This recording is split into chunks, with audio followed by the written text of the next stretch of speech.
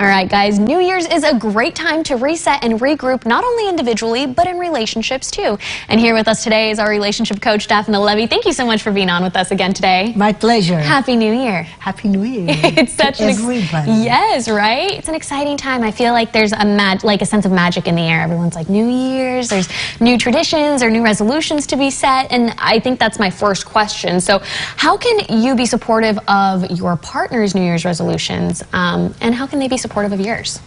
You can discuss your goals, discuss how you can help one another.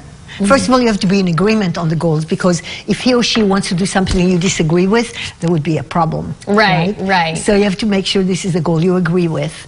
You don't have to agree with it for yourself, but that, you know, you want them to do this. It's okay with you. And then, you know, brainstorm, help one another.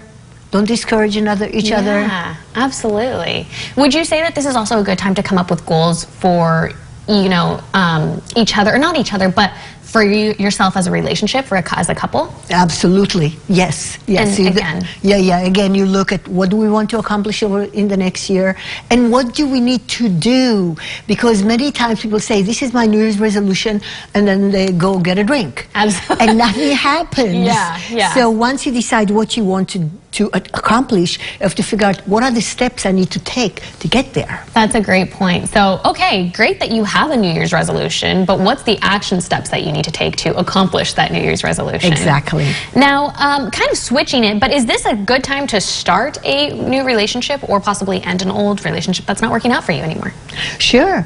If you are in a relationship that you've been in doubt about for a long time, and if you're sure you've done everything within your power. Okay. You know, but sometimes people are in a relationship that it's really a compromise, and it's time to say, okay, I'm done being cheated on. Yeah. I'm done, you know, so I'm done supporting you financially and so forth. Absolutely. So this is definitely a good time, and definitely a good time to start a new one. You know, Valentine's Day is coming up. Yes. You gotta be prepared. We're about a month away from Valentine's Day. Yeah, so get ready so you have a date for Valentine's Day. You're not last minute scurrying around just trying to find someone to go out on a date with, but somebody that you might actually want to have a relationship with and let it flourish throughout the year. Yes. Now, as far as creating new relationships goes, what is something that you should, you know, base your relationship on? From the start, what do you tell somebody if you're starting a new relationship?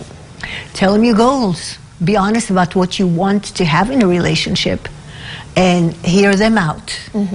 And hopefully they're honest with you. That's a good one. Hopefully they're honest with you, because you know what your goals are personally for a relationship, but the other person, your goals need to align a little bit.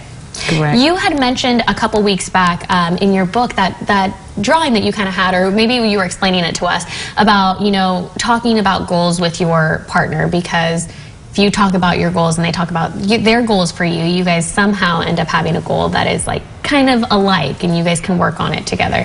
I feel like that applies for this time of year with relationships as well, right? Certainly. You have to make sure that your goals are helpful to your survival. They make your life better, they make the lives of people around you, if you have children, make their lives better. Just whatever you do has to improve life, enhance it. That's a great way to put it. You're right. Is at the end of the day, you just need to make a goal that helps you and your life, enhance that, makes you happy, and something that works for the both of you.